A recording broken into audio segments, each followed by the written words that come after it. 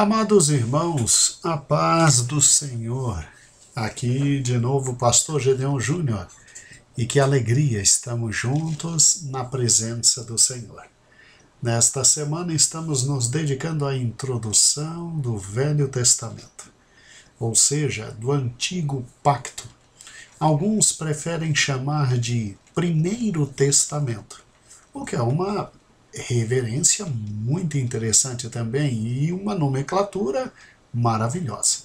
Nós temos o costume de chamar de Velho e Novo Testamento, e estamos vendo que o Velho Testamento, sim, é produto da misericórdia e da dádiva de Deus a nós, que resolveu se revelar.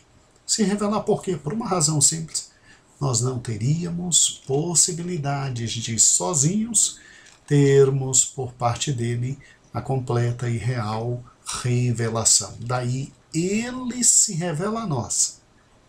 E aí conseguimos sim saber tudo sobre o Senhor nosso Deus, que pelo menos seria possível saber. Amados, ontem nós começamos com essa indagação. O que seria de nós sem a palavra de Deus? Isso porque muita gente pergunta, mas para que Velho Testamento? Não, a pergunta não é essa. Não é para que Velho Testamento. É o que seria de nós sem a palavra de Deus. O que seria de nós sem o Velho Testamento.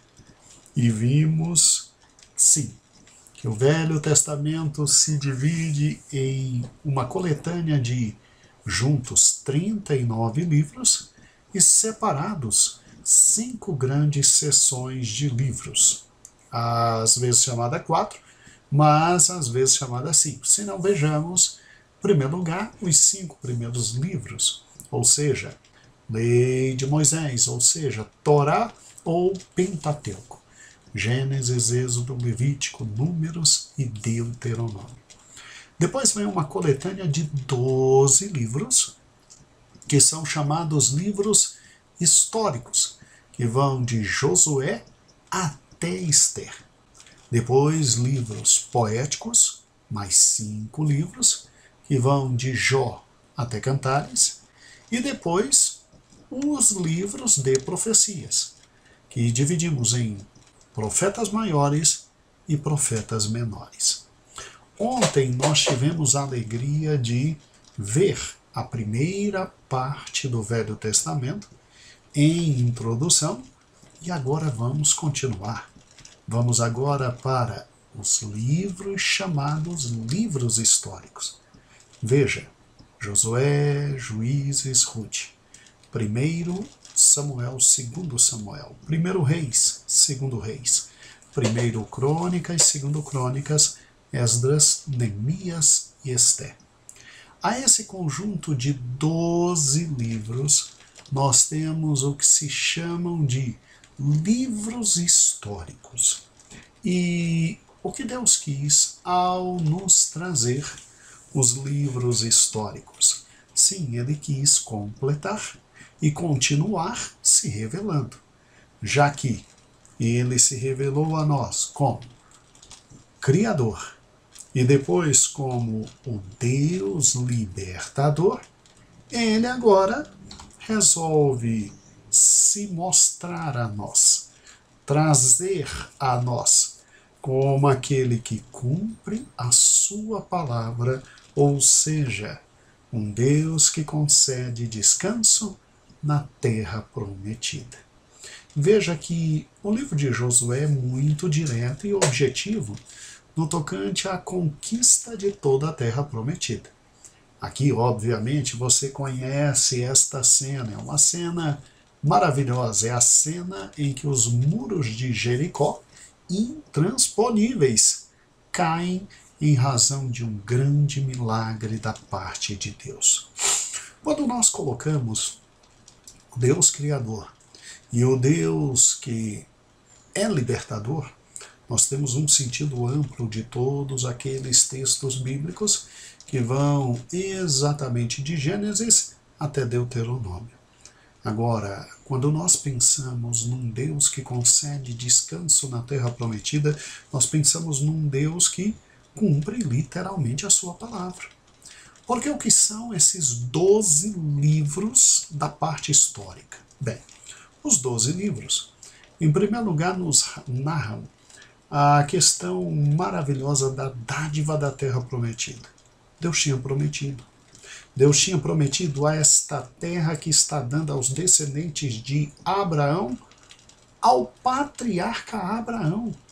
E tinha conservado sua promessa ao patriarca Isaque e depois a seu filho, o patriarca Jacó. Amados irmãos, Deus aqui quer mostrar que é Deus de memória, Deus de lembrança, Deus que quando diz não volta atrás, Deus que cumpre suas promessas. E se Ele disse que ia dar aquela terra, Ele daria.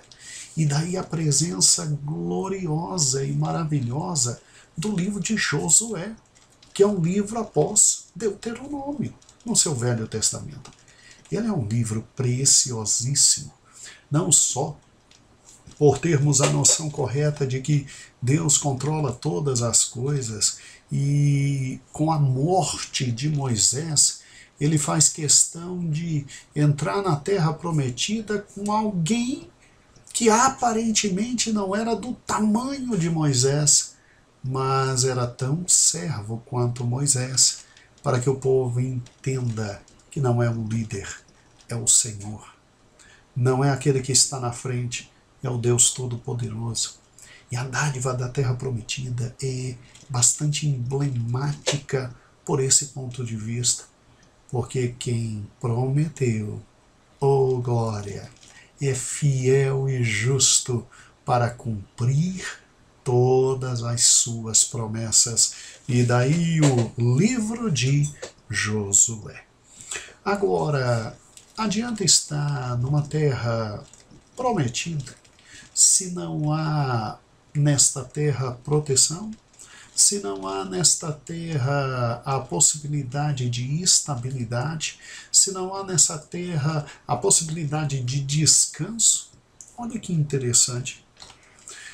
Em razão disso, Deus, no livro de Juízes, que foi um livro de intempéries, diríamos assim, que foi um livro de altos e baixos, que foi um livro de terríveis quedas e de maravilhoso retorno e vitórias, Deus procura sedimentar no povo de Israel a viabilidade daquela terra para com eles. Ou seja, Deus dá a eles a dádiva dos líderes militares.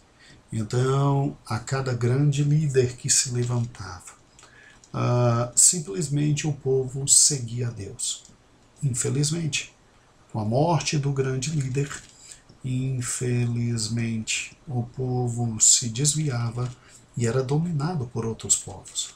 Daí o livro de Juízes, esses grandes líderes eram chamados juízes, e o último dos juízes, sendo Samuel, ele abre agora a viabilidade histórica para que a estabilidade histórica existisse de forma mais forte com a dádiva de quem? A dádiva da monarquia.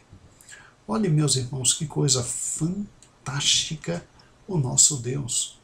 O nosso Deus é um Deus que cumpre promessas, e ele tinha prometido a terra prometida, deu a terra, e tinha prometido descanso. E mesmo com todos os erros, todas as incorreções, Deus sempre levantava líderes, chamados juízes. O primeiro deles, segundo a teologia, foi chamado Josué, o próprio Josué, e o último deles foi Samuel. E líder após líder, Gideão,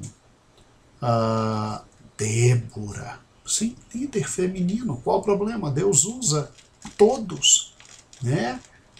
Jefté, líder após líder, o Senhor dava uma grande estabilidade, mas chegou o momento em que a estabilidade tinha que ser maior, tinha que ser presente, tinha que ser geográfica e militar, e aí Deus concede.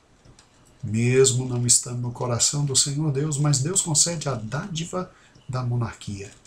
E aí vem 3 grandes monarcas, dos quais o maior foi o menino Davi, não é? Vem primeiro Saul, depois Davi e depois Salomão, aonde simplesmente esse povo vive a maior das grandezas na terra, o grande império de Israel. Só que, infelizmente, os filhos de Davi se desviam dos caminhos do Senhor. E esse povo que tinha tudo para ter descanso eterno na terra prometida, esse povo é levado cativo e escravizado. Então os 12 livros que a Bíblia nos traz, eles na verdade são livros que contam essa cronologia desses eventos históricos, por isso são chamados livros históricos. E eu quero aqui parabenizar os irmãos do Blogspot Geografia Bíblica por terem feito algo tão belo quanto o que aqui está. Só Deus para recompensar vocês, meus irmãos. Parabéns pelo trabalho excelente que vocês têm feito para o reino de Deus. Veja que os livros, então, eles estabelecem, se você parar e pensar, não sei quantos já viram isso, mas os livros estabelecem exatamente a sequência histórica em que esse povo viveu. Primeiro Josué, aqui está, e com Josué, esse primeiro livro histórico, você tem a conquista de toda a terra prometida e a distribuição da terra entre todos. E enquanto Josué esteve vivo, o povo prosperou e serviu a Deus. Josué morre. Levanta-se uma geração que não conhece a Deus e aí o povo vive nesse terrível momento de Deus ter que levantar grandes líderes militares, os juízes, e enquanto esses líderes estavam vivos, o povo continuava a servir a Deus. Quando morriam, meu Deus, como se perdiam. E aqui 2 livros históricos se destacam, exatamente os livros de Juízes e o livro de Ruth. E aí o povo clama. Deus então traz a monarquia. E veja que 1 Samuel, 2 Samuel, 1 Reis, 2 Reis, 1 Crônicas, 2 Crônicas, Esdras, Neemias e Ester são exatamente esse momento em que a monarquia passa a existir e, obviamente, o infeliz momento em que o povo de Israel é levado ao exílio para a Babilônia. Porque agora, quem tinha que estar na frente cuidando do povo e abençoando o povo, os reis, infelizmente, colocaram seus corações naquilo que não deviam. E sabe, irmãos, depois do grande rei Davi, ninguém mais se levantou, a não ser lá na frente, o bem Davi, o filho de Davi, que haveria de restaurar tudo, Jesus Cristo. Então, entramos agora na fase da monarquia.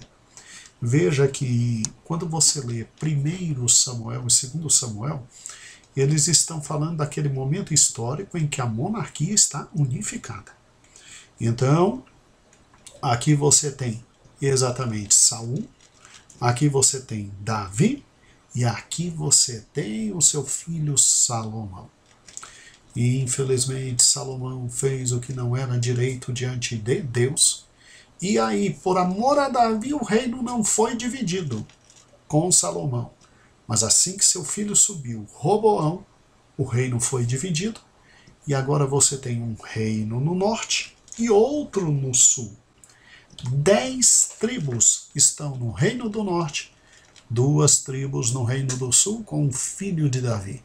E aí 1 Reis e 2 Reis retratam esse momento histórico da monarquia dividida e dois reinos divididos.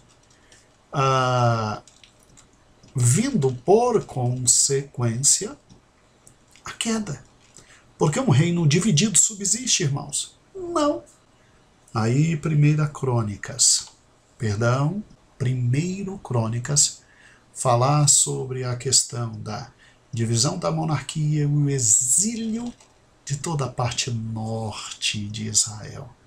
Então, os assírios vieram e acabaram com as 10 tribos da parte norte. Arrebentaram tudo e levaram Israel ao norte, ao exílio. E depois o segundo livro de Crônicas narra exatamente o exílio do Reino do Sul. O reino onde estavam os bisnetos de Davi, e bisnetos e depois trisnetos de Davi, e caíram perante a Babilônia, Nabucodonosor. E aí foram levados escravos em exílio. E, obviamente, os livros históricos que se seguem, Esdras, Neemias e Esté, retratam o momento maravilhoso do retorno de Israel do cativeiro para de novo a terra, para a reconstrução dos mundos, reconstrução do templo, reconstrução da vida, como ato de misericórdia, de graça, de reinício, de recomeço. É interessante quando a gente olha para uma cronologia como essa, e ela está tão bem dividida que você se lembra de cada um dos fatos históricos. E veja como há um ciclo de crescimento e decréscimo. Em Josué você conquista a terra.